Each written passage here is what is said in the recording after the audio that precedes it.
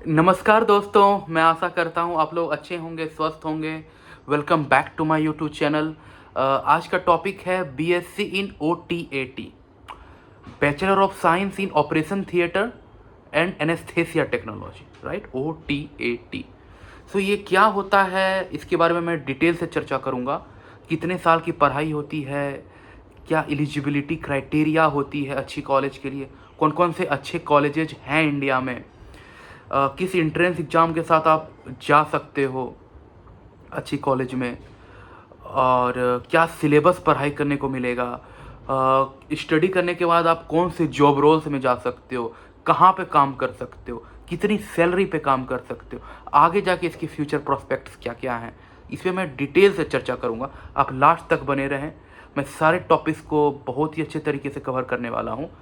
मैं आगे बढ़ूँ इसके पहले आप लोगों से हाथ जोड़ के एक रिक्वेस्ट करता हूँ कि मेरे चैनल को सब्सक्राइब करें, प्रेस द बेल आइकन। और अगर आपको कुछ लगता है कि मैंने कुछ टॉपिक्स को कवर नहीं कर सका है या आपको कुछ डाउट्स है तो आप मुझे कमेंट करें, मैं हर कमेंट्स को पढ़ता हूँ।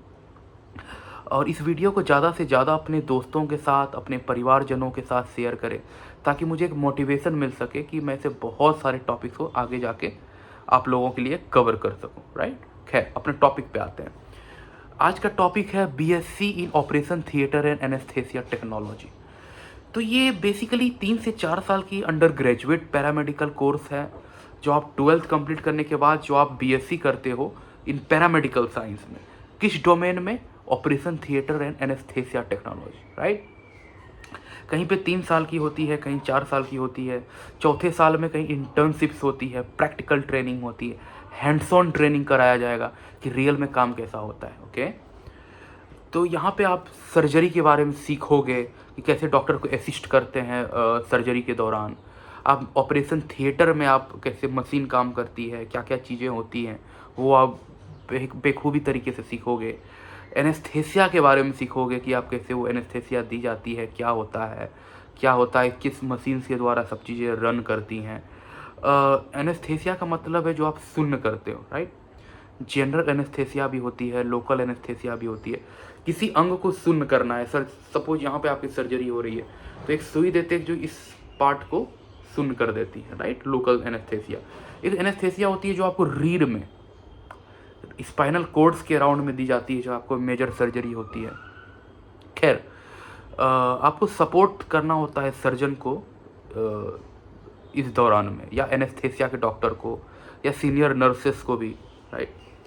अब मैं एलिजिबिलिटी क्राइटेरिया की बात करूं तो आप 11th एंड 12th में आपकी बायोलॉजी होनी चाहिए, पीसीबी होना चाहिए, फिजिक्स केमिस्ट्री बायोलॉजी, या पीसीएमबी होनी चाहिए, physics chemistry math and biology, okay. Minimum percentage की बात करूं तो आपको मिनिमम 45% होनी चाहिए, सेकेंड डिवीजन से पास होना चाहिए। हालांकि मैं अपने व्यूअर्स के साथ ये एक्सपेक्ट करता हूं कि आप मिनिमम 60% लाएँ, फर्स्ट डिवीज़न लाएँ, ताकि आपको अच्छी कॉलेज मिल सके और अच्छे जॉब मिल सके। अल्टीमेटली आपको अच्छी जॉब पानी है, राइट। कहीं कहीं किसी किसी कॉलेज में मेडिकल फिटनेस सर्टिफिकेट की भी डिमांड करती है, ये नेसेसरी नहीं है बट कहीं कहीं डिमांड होती है, राइट। और बहुत सारे कॉलेज में तो डायरेक्ट एडमिशन्स होता है आपके 12th के मार्क्स को देखते हुए कि आप कितने अच्छे मार्क्स लाए हो या कब काउंसलिंग सेशन अटेंड कर रहे हो, उसे देखते हुए। लेकिन फिर भी मैं कुछ ऐसे इंट्रेंस एग्जाम्स का नाम लेता हूँ जो आप जहाँ पे बैठ सकते हो, अच्छी रैंक ला सकते हो और अच्छी कॉलेज में जा सकते हो। जैसे कि NEET UG, AIIMS paramedical entrance, JIPMER entrance, Indraprastha university common entrance test, IPUCET। कुछ सेंट्रल यूनिवर्सिटी की CUET होती है, लाइक BHU है, दिल्ली यूनिवर्सिटी है, एट्सेट्रा एट्सेट्रा।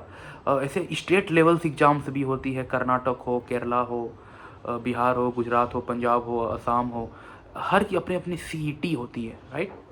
और कुछ प्राइवेट यूनिवर्सिटीज़ भी हैं, लाइक मणिपाल है, SRM है, अमेठी है, ये सब अपने अपने कंडक्ट्स कराते हैं। अब मैं सिलेबस की बात करूं जो आप इन 3 से 4 सालों में पढ़ाई करोगे, मैं कोर सब्जेक्ट्स की बात कर रहा हूँ। जो आप फर्स्ट ईयर में पढ़ाई करोगे वो है anatomy, physiology, biochemistry, basics of operation theatre.